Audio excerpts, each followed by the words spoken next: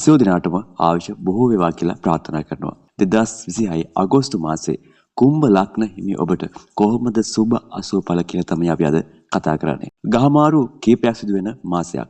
සිකුරු ගහතුමාගේ මාරුවීම සිදු වෙනවා අගෝස්තු මාසයේ පළවෙනිදා කන්‍යා රාශියට. මේ සියලුම ගහමාරු වල එකතුවක් විදිහට අරගෙන අපි බලමු ඔබට මේ මාසේ කොහොමද සුබ අසුබ ඵල ලැබෙන්නේ කියලා. මේ මාසේ මේ අගෝස්තු මාසයේ කුම්භ ලග්න හිමි ඔබ අනිවාර්යයෙන්ම තමන්ගේ ආර්ථික කළමනාකරණය කරගත යුතුයි. තමන්ගේ එදිනදා ආර්ථිකය, ඒ වගේම තමන්ගේ රැකියාවෙන් එන ධනය මේ සියලුම දේවල් නිවැරදි කළමනාකරණයකට ගත යුතුයි. නැතුනොත් එimhe ඔබට ආර්ථික අපහසුතාවල් ඇතිවීමට ඉඩකඩ තියෙනවා. ඒ නිසා අනවශ්‍ය විදියට ඔබේ මුදල් වැය නොකර ආර්ථික කළමනාකරණයට આવොත් එහෙම ඔබට මේකේ තියෙන අසුබ පැත්ත ඔබට මගහරවා ගැනීමේ හැකියාව තියෙනවා.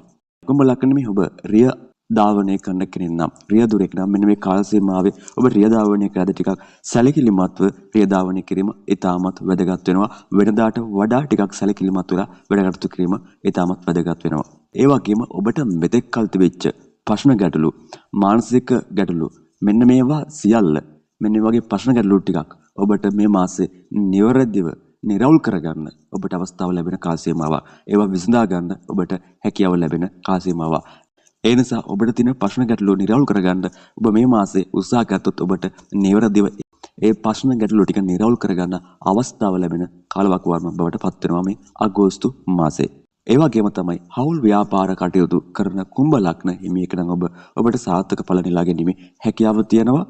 තමන්ගේ හවුල් ව්‍යාපාර කටයුතු අන් අයත් එක්ක එකතු වෙලා කරන වැඩ කටයුතු වලින් ඔබට සාර්ථක ඵල නෙලා ගැනීමේ හැකියාව තියෙනවා. නමුත් ඔබේ මතයට ඔබ වැඩ කරන්නේ නැතුව අන් මතයටත් ඇහුම්කන් දීලා වැඩ කරන්න පුළුවන් නම් තවත් මේකේ සාර්ථක ඵල නෙලා ගන්න පුළුවන්. සමහර විට ඔබේ මතය නිවැරදි වෙන්න පුළුවන්. ඉදිරියෙන් ඉන්න පුද්ගලයාටත් අවස්ථාවක් දීලා බලන්න එයාගේ මතෙත් ඔබේ මතෙත් දෙක ගැලපෙනවද කියලා. අනිත් අයගේ මතයටත් ඔබට ඇහුම්කන් දෙන්න පුළුවන් නම් තවත් මේකේ සාර්ථක ඵල නෙලා ගැනීමේ හැකියාව ඔබට තියෙනවා. ඒ වගේම තමයි ඔබ විශේෂයෙන් මතක තියාගන්න කුම්භ ලග්නෙ ඔබ පෙර පින් අඩු වෙන කාල සීමාවක්. ඔබ දන්නවා පෙර පින් අඩු වෙනකොට පෙර අකුසල කර්ම බලවත් වෙනවා.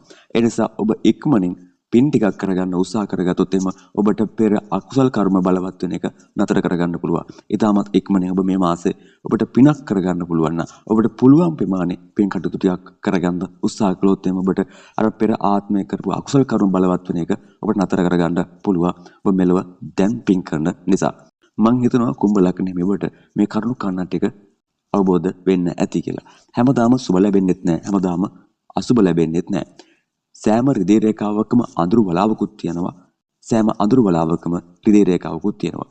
අපිට තියෙන්නේ මේ දෙක අවබෝධ කරගෙන අඳුරු වලාව මොන වගේ එකක්ද රිදී රේඛාව මොන වගේ එකක්ද කියලා අවබෝධ කරගෙන අඳුරු වලාවේ රිදී රේඛාව දකින්න එකයි. මං හිතනවා කුම්භ ලග්නෙ මෙවට මේක පැහැදිලි වෙන්න ඇති කියලා. එහෙමනම් මම අදට වීඩියෝ එක මෙතනින් අවසන් කරනවා. තවත් වීඩියෝ එකදී හමු වෙන බලාපොරොත්තුව තියාගෙන අදට සමු ගන්නවා. ඔබට ජයක්ම වේවා කියලා ප්‍රාර්ථනා කරනවා.